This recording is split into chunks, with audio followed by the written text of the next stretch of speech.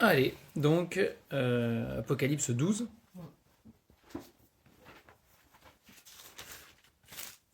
Et on va lire ce chapitre ensemble. Apocalypse 12, à partir du verset 1. Un grand signe parut dans le ciel, une femme enveloppée du soleil, la lune sous ses pieds, et une couronne de 12 étoiles sur sa tête. Elle était enceinte et elle criait, étant en travail et dans les douleurs de l'enfantement. Un autre signe parut encore dans le ciel, et voici, c'était un grand dragon rouge, ayant 7 têtes et 10 cornes, et sur ses têtes 7 diadèmes. Sa queue entraînait le tiers des étoiles du ciel et les jetait sur la terre. Le dragon se tint devant la femme qui allait enfanter, afin de dévorer son enfant lorsqu'elle aurait enfanté. Elle enfanta un fils, qui doit paître toutes les nations avec une verge de fer, et son enfant fut enlevé vers Dieu et vers son trône. Et la femme s'enfuit dans le désert, où elle avait un lieu préparé par Dieu, afin d'y être nourrie pendant 1260 jours. Il y eut guerre dans le ciel. Michel et ses anges combattirent contre le dragon, et le dragon et ses anges combattirent, mais ils ne furent pas les plus forts, et leur place ne fut plus trouvée dans le ciel. Et il fut précipité, le grand dragon, le serpent ancien, appelé le diable et Satan, celui qui séduit toute la terre, il fut précipité sur la terre, et ses anges furent précipités avec lui. Et j'entendis dans le ciel une voix forte qui disait : Maintenant le salut est arrivé, ainsi que la puissance, le règne de notre Dieu et l'autorité de son Christ. Car il a été précipité, l'accusateur de nos frères, celui qui les accusait devant notre Dieu jour et nuit. Et ils l'ont vaincu à cause du sang de l'agneau et à cause de la parole de leur témoignage, et ils n'ont pas aimé leur vie jusqu'à craindre la mort. C'est pourquoi, réjouissez-vous, cieux, et vous qui habitez dans les cieux. Malheur à la terre et à la mer, car le diable est descendu vers vous, animé d'une grande colère, sachant qu'il a peu de temps. Quand le dragon vit qu'il avait été précipité sur la terre, il poursuivit la femme qui avait enfanté le fils. Et les 2 ailes du grand aigle furent données à la femme, afin qu'elle s'envole au désert, vers son lieu, où elle est nourrie un temps, des temps et la moitié d'un temps, loin de la face du serpent. Et de sa gueule, le serpent lança de l'eau comme un fleuve derrière la femme, afin de l'entraîner par le fleuve. Mais la terre secourut la femme.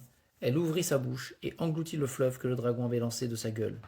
Et le dragon fut irrité contre la femme, et il s'en alla faire la guerre au reste de sa postérité, à ceux qui gardent les commandements de Dieu et qui retiennent le témoignage de Jésus. Et il se tint sur le sable de la mer. Donc voilà ce chapitre 12. Hein, donc on a vu voilà les 7 sceaux, les 7 trompettes, hein, avec différents événements intercalés dedans. Et puis il y a encore à venir 7 coupes plus tard, hein, dans la suite de l'Apocalypse.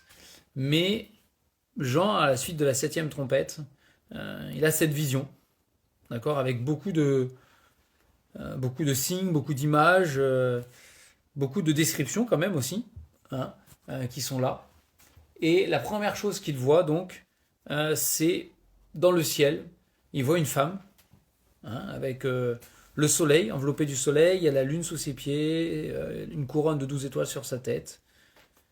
Et donc toute la question est de savoir qui est cette femme. Alors, ça me semble pas, même s'il y en a qui se prennent la tête dessus, ça me semble pas poser une grande difficulté, hein, la femme étant facilement assimilée à Israël ici, dans le contexte. La difficulté, elle est uniquement pour ceux qui, comme l'Église catholique, veulent absolument voir ici Marie. D'accord ? Voilà. Sauf que, bon, on voit bien qu'ici, il ne s'agit pas juste d'une personne, hein, mais plus que ça. Alors, déjà, la première chose intéressante quand même, on ne peut pas ne pas le voir ici, c'est qu'il y a un parallèle à faire entre ce premier verset, où cette femme elle est enveloppée du soleil avec la lune et les étoiles, et puis le songe qu'a eu Joseph. Donc c'est en Genèse 37, on va aller ensemble le prendre. Hein. Donc, hop là.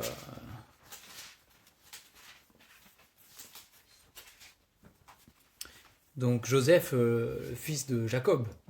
Hein, Jacob qui, après avoir lutté contre l'ange de l'Éternel, a été appelé Israël, justement.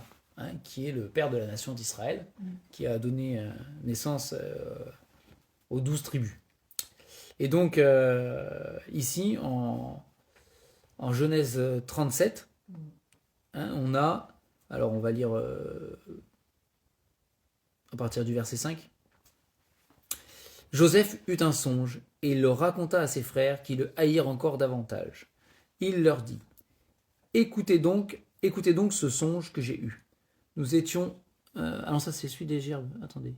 Ah oui, c'est après, voilà ça. Nous étions alliés des gerbes au milieu des champs, et voici ma gerbe se leva et se tint debout, et vos gerbes l'entourèrent et se prosternèrent devant elle.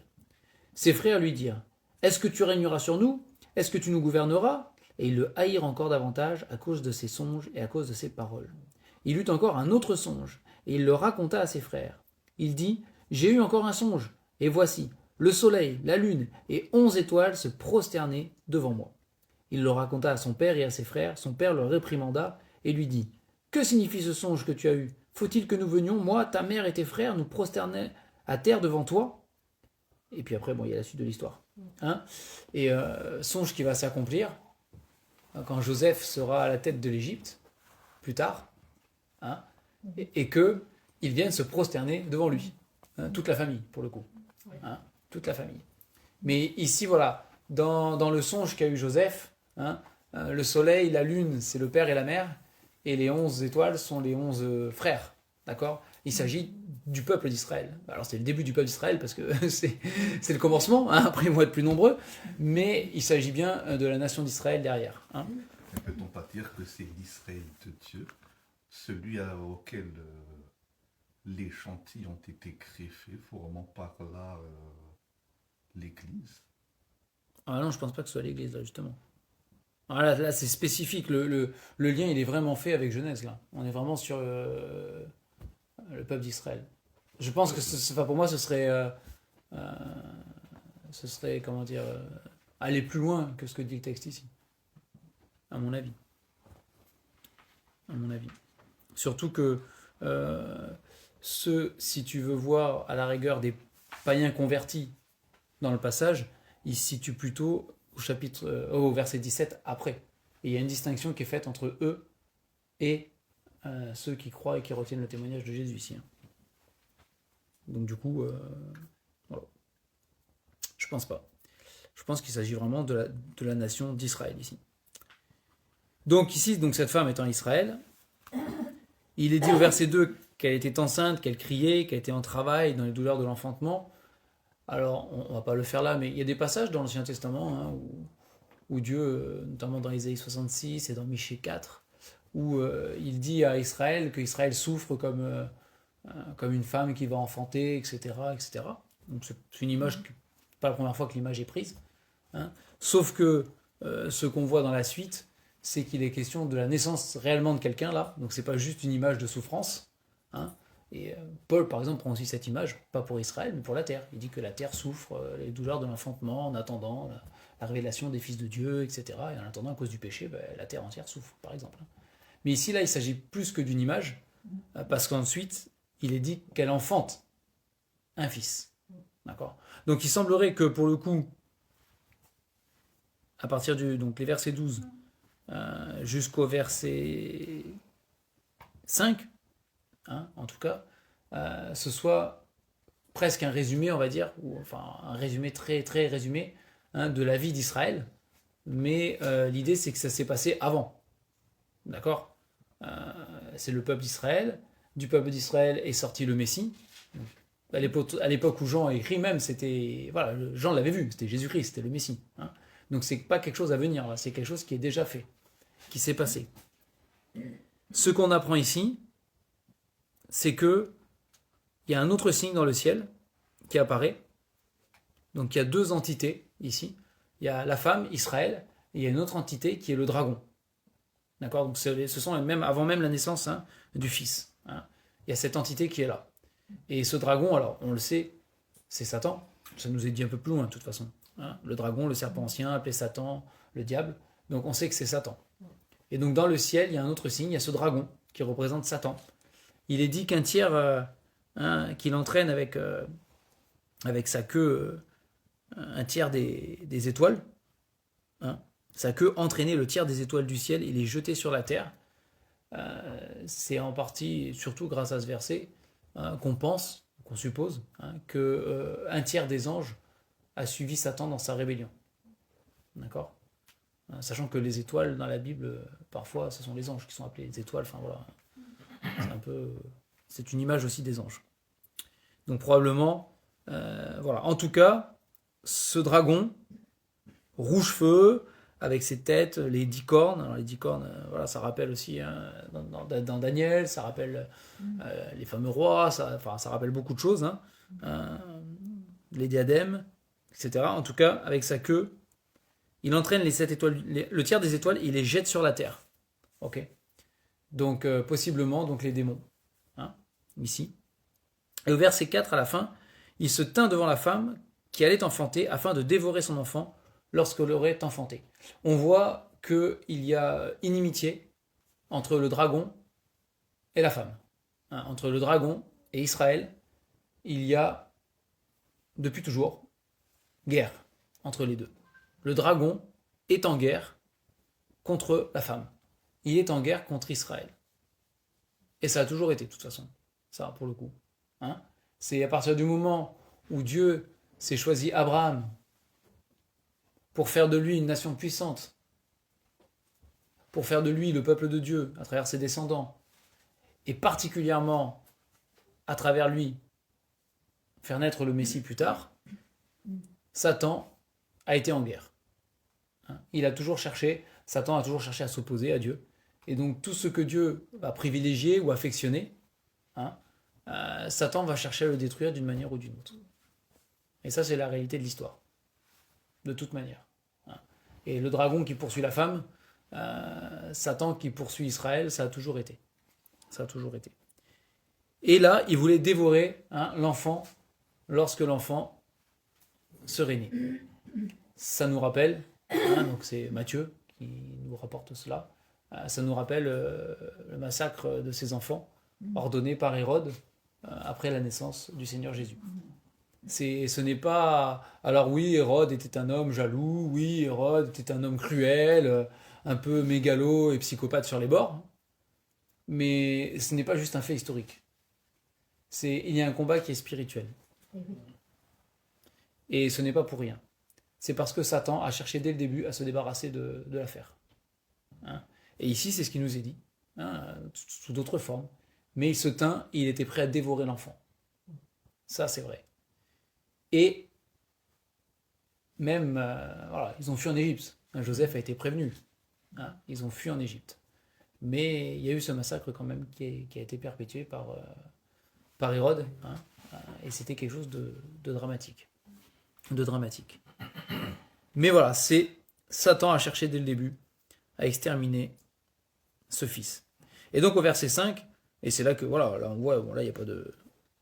C'est Christ, Elle enfanta un fils qui doit paître toutes les nations avec une verge de fer. Je vous rappelle qu'à la fin de la 7e trompette, le règne de Christ était annoncé. Il est publié, il est proclamé. Le Christ va régner. Déjà, à la trompette d'avant aussi, il est dit, ça ne va plus tarder. Il va rentrer dans son règne.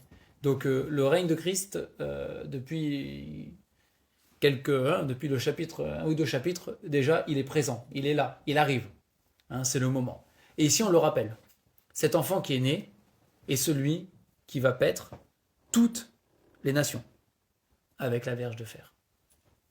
C'est le roi qui est né. Celui qui un jour va gouverner et qui va régner sur la terre. Celui qui va régner et gouverner, pour cela, il va falloir que Satan soit dépossédé de son autorité, de sa domination, et de, on va dire, aujourd'hui, le prince de ce monde, quand Christ va régner, il ne sera plus le prince de ce monde. Et c'est pour cela qu'après, il nous est dit que Satan sera lié, pendant les 1000 ans où Christ va régner sur la terre. Parce que il ne peut pas y en avoir deux qui règnent en même temps de cette envergure-là. C'est impossible. Et si Christ règne, Satan ne peut pas régner. Ce n'est pas possible sur la terre. Mais ça, c'est encore à venir. Mais ici, c'est annoncé. C'est ce fils-là. Et donc, ça fait référence à toutes les prophéties qui parlaient du Messie qui allait naître. qu'on appellerait prince de la paix, admirable, conseiller, etc. Hein, Dieu Père éternel, Dieu puissant, etc. Hein. C'est celui qui doit régner. Celui qui règne. Et son enfant fut enlevé vers Dieu et vers son trône. D'accord? Donc on sait. Donc là, dans l'Apocalypse, dans la vision que voit Jean, dans ce qu'il aperçoit, la croix n'est pas là. D'accord? À cet endroit-là. Mais on sait qu'entre les deux, il y a eu la croix. Par le reste de l'écriture, nous le savons. Hein?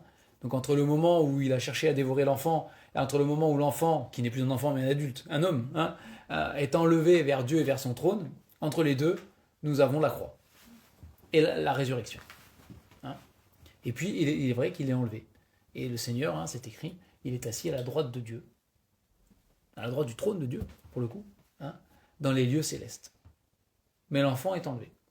Satan n'a pas pu faire quoi que ce soit contre cet enfant.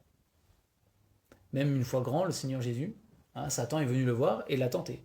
En Matthieu chapitre 4, on a la tentation du Seigneur Jésus au désert. Si tu es Dieu, ordonne que ces pierres deviennent du pain, tu as faim. Hein? Et puis, si tu te prosternes devant moi, je te donnerai tous les royaumes du monde, etc. Hein? Et toutes les tentations. Donc, il a essayé à plusieurs reprises, de plusieurs manières, hein, de faire chuter, de le détruire, et il n'a pas réussi. Alors oui, il l'a amené à la croix, mais il accomplissait le plan de Dieu, et pas autre chose. Hein? Pas autre chose. Et même là, il n'a pas eu de victoire. Il a cru, mais c'est faux. Il a, comme disait la prophétie, il a blessé le talon, mais le talon lui a écrasé la tête. Christ a eu la victoire totale, entre-temps, hein, dans ces choses-là. Ça, c'est important de le rappeler. Alors, c'est là où, au verset 6, après, dans la chronologie, c'est compliqué, parce qu'au verset 6, il est dit que la femme s'enfuit dans le désert, où elle avait un lieu préparé par Dieu, afin d'y être nourrie pendant 1260 jours. Et c'est précis. Et il en est déjà question avant de ces 1260 jours. C'est pas la première fois qu'on le voit. Hein. Il en est question au verset 3 du chapitre 11, avec ces deux témoins qui ont prophétisé pendant exactement, pareil, 1260 jours. Et au verset 2, il est question de la ville sainte qui sera foulée aux pieds par les nations, hein, pendant 42 mois, qui correspond à la même période de temps. D'accord ? Et c'est là que Donc, tu as ceux qui prétendent que les 1260 jours ne sont pas à prendre au pied de la lettre et qu'ils représentent l'âge de l'Église. Ouais, bah alors pourquoi ce chiffre-là ? J'avoue. Moi, c'est toujours pareil. Hein, c'est là, au bout d'un moment, j'ai du mal à les suivre dans les. Voilà, non, si c'est marqué comme ça, il n'y a pas de raison. Et en plus, cette période est répétée. C'est pas comme si elle apparaissait une fois comme ça de manière. Tadam, on ne sait pas trop d'où ça sort. Elle est répétée. Et comme je disais la dernière fois, aussi un peu plus tard, au verset 14, il est dit que la femme, pareil au désert, est nourrie pendant un temps, des temps et la moitié d'un temps. Hein, et donc cette période de 1260 jours ou 42 mois correspond donc à 3 ans et demi. D'accord ? Donc ça correspond à ce qu'on pense être la moitié du coup de la tribulation, pour le coup. Hein, puisque la tribulation semble être une semaine d'année. C'est la fameuse semaine de Daniel, la 70e semaine de Daniel. Hein, c'est une semaine d'année, nous semble-t-il. Donc du coup, là, on est à la moitié de la période. Et c'est toujours la même période, là, à chaque fois. Donc bon, raison de plus pour croire que c'est vraiment la période. Donc du coup, voilà. Alors, c'est là où cette période ne peut pas correspondre et elle ne correspond pas directement à la suite de l'enlèvement du Seigneur Jésus dans les cieux. D'accord ? Ça colle pas. Il n'y a rien qui s'est passé 1260 jours après, et puis enfin voilà, c'est pas. Ça ne correspond pas. Hein. Donc, c'est là où il faut faire un bond dans le temps, notamment si on met ça en relation avec ce qu'on vient de voir dans le chapitre 11 avant, où il est question de cette période de la tribulation, où il y a les deux témoins qui vont prophétiser, etc. Hein, où le pareil va être foulé aux pieds par les nations, ou si on met ça avec, pareil, la semaine de Daniel, où il est dit qu'au milieu de la semaine, justement, c'est là que l'antéchrist, hein, celui qui va préfigurer l'antéchrist aussi, va rompre l'alliance, va profaner le temple, etc. Hein. Donc il semble que du coup, on soit sur la moitié, et probablement plutôt la deuxième moitié du coup, de la tribulation. Hein, puisqu'il est question d'Israël qui doit fuir, de persécution, etc. Et que ça semble être déclenché justement par ce fameux événement dont il est question dans Daniel, où le temple est profané, hein, et l'Antéchrist se fait même appeler Dieu au sein du temple, etc. Donc probablement ça correspond à ce moment-là. Il n'y a pas de raison de... hein, ce serait curieux que ce soit avant, c'est plutôt justement cette période-là, à la fin, hein, la deuxième moitié. Donc ici, ce qui voudrait dire que Israël va être obligé de fuir, que ça va être compliqué. Hein. Une partie en tout cas du peuple d'Israël va être attaquée par Satan, qui sera, on va dire sur terre, manifesté par la personne de l'Antéchrist aussi, hein, qui sera voilà, sous l'emprise de Satan, complètement, de toute façon, hein, complètement livré à Satan, et qui sera là pour comment dire, appliquer le plan de Satan, d'accord, les projets de Satan. Et donc, elle va se fuir au désert. Il y a un lieu qui est préparé par Dieu. Donc, dans cette période difficile, Dieu a prévu une manière de protéger Israël. D'accord ? D'une manière ou d'une autre. Même si on n'a pas de détails, hein. On est bien d'accord. Et aussi, dans le ciel, il y a une troisième chose. Donc, la première chose, c'est qu'il voit la femme, Israël. La deuxième chose, il voit Satan. Et puis, il voit la guerre entre les deux, avec ce fils entre-temps qui naît et qui est protégé et qui est enlevé. Israël aussi qui est protégé d'une certaine manière par Dieu. Et puis, il y a une troisième chose qu'il voit dans le ciel, et qui là, pour le coup, ne concerne, au début en tout cas, que le ciel, et pas la terre, c'est une guerre. Alors ça aussi, ça nous semble un peu... voilà. Mais il va y avoir une guerre dans le ciel, entre Michel, il est nommé ici, hein, l'archange Michel, qui apparaît aussi dans Daniel, hein, par exemple, et dans Jude aussi. Mais il y a l'archange Michel qui est là, avec ses anges, il est dit, hein, donc une armée, et qui vont combattre le dragon et les anges du dragon. Ok ? Donc c'est une guerre céleste, une guerre spirituelle d'esprit, en tout cas, hein, spirituelle dans le sens d'esprit, d'accord, qui vont combattre. On n'a pas de détails. On ne sait pas comment ils combattent. Alors il y a l'imaginaire où ils ont des épées et des machins, on n'en sait rien, hein, on est bien d'accord. Hein. Il n'y a aucun détail qui est donné. Ce sont des esprits. Donc comment combattre des esprits ? Nous n'en savons rien. Mais il va y avoir un combat. Il va y avoir un combat dans le ciel. Et l'issue de ce combat, c'est que forcément, ceux qui sont du côté de Dieu vont gagner. Parce que Satan a beau croire ce qu'il veut, il ne gagnera pas, hein, de toute manière. Ah, tu vois que c'est dans le futur ce combat ? Ah, je pense que oui, du coup, oui. Ouais. Ouais. Je pense que justement, il correspond probablement à la moitié de la tribulation aussi. Je pensais que c'était suite à la résurrection, puisqu'il est question de l'enfant qui est enlevé au ciel.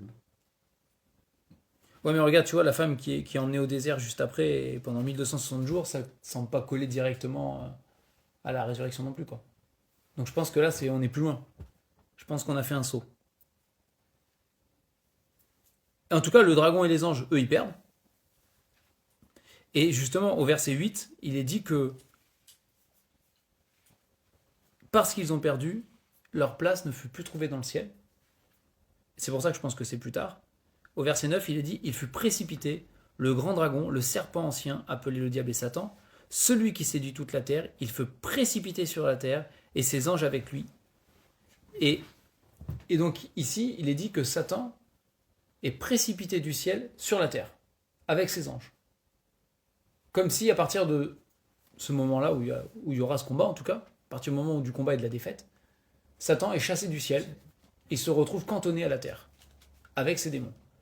Aujourd'hui, il semble que Satan puisse se présenter devant Dieu. Et c'est toujours la chose qui me semble, d'ailleurs, avec l'histoire de Job, hein, par exemple, c'est quelque chose qui, moi, ça m'a toujours rendu perplexe, comment Satan peut se présenter devant Dieu. Mais aujourd'hui, il semble qu'il ait cet accès, toujours, auprès de Dieu, une possibilité de rencontrer Dieu et de discuter avec lui. C'est ce qui se passe dans Job. Et effectivement, il est, comme c'est écrit au verset d'après, au verset 10, hein, à la fin, il a été précipité, l'accusateur de nos frères, celui qui les accusait devant notre Dieu jour et nuit. D'accord? Qui les accuse. Oui, celui qui les accusait devant notre Dieu jour et nuit. C'est pas au présent. Alors moi, dans ma traduction, c'est pas au présent. Oui, c'est accusé. Oui. Mais après, même si c'est les accuse, Oui. Oui, non, ça ne change rien pour moi. Mais parce que bon, je ne connais pas trop en grammaire grec, mais Ouais, on dirait le participe présent. Enfin, attends. là, du coup, je peux pas te répondre. J'y connais pas assez. Il faudrait que je me renseigne. Bon, après, ça change pas grand-chose, hein, pour le coup. Pour le coup, ça change pas grand-chose. Hein. Mais ici, il est dit qu'il a été précipité. D'accord? Et qu'avant, il les accusait. Enfin, avant d'avoir été précipité, en tout cas, de toute façon, hein, dans tous les cas. Hein. En tous les cas, c'est avant qu'il soit précipité. Mais donc, justement, je pense qu'aujourd'hui, Satan est toujours l'accusateur des frères. Ça n'a pas. D'ailleurs, il doit y avoir un parallèle là. Non, je l'ai pas là. Ah oui, 10. C'est marrant ça. Ah, juste vérifier un truc. Non, c'est pas ça. Ah, je sais pas pourquoi. Ouais, ben non, j'ai dû me tromper. Ok, et donc au verset 10, j'entendis dans le ciel une voix forte qui disait, donc c'est le début du verset, maintenant le salut est arrivé, ainsi que la puissance, le règne de notre Dieu et l'autorité de son Christ, car il a été précipité. Donc encore une fois, là, il y a un rappel au règne de Christ. D'accord? C'est le règne de Christ qui vient bientôt, puisque ça a été dit que aux âmes, hein, que ça y est, ça tarderait plus, que le règne allait venir, etc. C'est maintenant, ça arrive, il n'y a plus besoin de patienter pendant longtemps. Il le rappelle ici, et Satan d'abord est jeté sur la terre. Et donc c'est pas symbolique, hein, c'est réellement ce qui va se passer. Ils l'ont vaincu, au verset 11. Donc il est question des frères ici. Hein, ils l'ont vaincu. Il n'est pas question de Michel et des anges ici. D'accord? Il semble que ça fasse référence aux frères. Puisqu'il dit, ils l'ont vaincu à cause du sang de l'agneau et à cause de la parole de leur témoignage, car ils n'ont pas aimé leur vie jusqu'à craindre la mort. D'accord? Donc ici, il fait référence à ceux qui ont gardé le témoignage de Christ jusqu'au bout, malgré tout, préférant la mort s'il le faut, plutôt que leur propre vie, mais restant fidèles au témoignage de Jésus. Et ils l'ont vaincu. Ceux-là l'ont vaincu aussi. Hein? Et au verset 12, il dit, c'est pourquoi réjouissez-vous, cieux, et vous qui habitez dans les cieux. Par contre, malheur à la terre et à la mer, car le diable est descendu vers vous, animé d'une grande colère, sachant qu'il a peu de temps. Donc une fois qu'il a été précipité sur terre, Satan sait, je n'en ai plus pour longtemps. Le temps qui m'est donné est court. Et donc, ce que nous dit la Bible, c'est qu'il va s'exciter dans sa colère contre Dieu qui va se répercuter contre les hommes. Et c'est pourquoi ça semble bien correspondre avec la deuxième partie de la tribulation, où justement, ceux qui feront mine de, même simplement de croire en Dieu ou en Jésus, seront persécutés terriblement pour leur foi. Et on voit cette foule qui est devant le trône de l'agneau, hein, qui sont toutes les âmes de ceux qui ont lavé leur robe dans le sang de l'agneau, mais qui viennent de la tribulation, et qui seront consolés pour tout ce qu'ils auront souffert. Parce que ce sera terrible. Hein, au-delà du fait qu'ils ne pourront plus acheter sans avoir la marque, etc., hein, on verra ça aussi. Mais au-delà de tous les fléaux qui vont tomber sur la terre et dont certains vont être forcément impactés, il n'y a pas le choix. Au-delà de ça, il y aura la persécution de Satan lui-même, qui sera terrible à ce moment-là. Hein. Et d'ailleurs, c'est ce qu'il dit au verset 17. Hein. Le dragon fut irrité contre la femme. Alors la femme va être secourue, ça c'est entre les deux. Hein. Et il s'en alla faire la guerre au reste de sa postérité, à ceux qui gardent les commandements de Dieu et qui retiennent le témoignage de Jésus. Le diable va vraiment s'exciter, non seulement contre Israël, mais pas seulement. Aussi contre tous ceux qui retiennent les commandements, qui gardent les commandements de Dieu, hein, et qui retiennent ou qui ont le témoignage de Jésus. Donc ce sera une période terrible pour ceux qui croient, hein, parce que il y aura une vraie persécution. Et Satan lui-même se déchaînera sur terre. Mais il sait que c'est pour un temps, et que son temps est court, et qu'il est compté. Et d'après ce qu'on voit ici, il s'agit d'un temps, des temps et la moitié d'un temps. Il s'agit de cette période, de toute façon, d'une de 3 ans et demi à peu près, on va dire. Même plutôt assez précisément même. Donc, au verset 13, quand Satan donc est précipité sur la terre, il va s'acharner d'abord contre Israël. C'est ce qu'il est dit ici. Il va commencer par ça. Il va commencer par s'acharner sur Israël. Israël va être gardé par Dieu et sauvegardé par Dieu. Alors, il est question des ailes du grand aigle, hein, et qu'elle va au désert, vers son lieu où elle est nourrie, un temps, des temps, la moitié d'un temps, loin de la face du serpent.